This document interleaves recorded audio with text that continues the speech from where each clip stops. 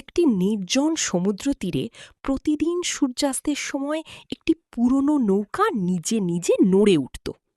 গ্রামের মানুষ এটাকে অভিশপ্ত মনে করে দূরে থাকত, কিন্তু কৌতূহলী এক কিশোরী মায়া একদিন সাহস করে নৌকাটির কাছে গেল।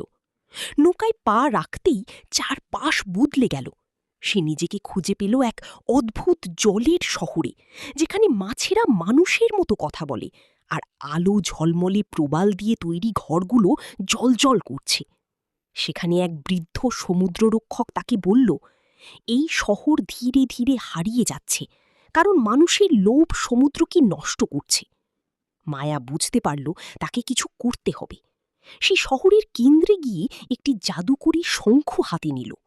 শঙ্খ বাজাতেই চারদিকে বিশুদ্ধ আলো ছড়িয়ে পড়ল, আর দূষিত পানি ধীরে ধীরে পরিষ্কার হতে লাগল।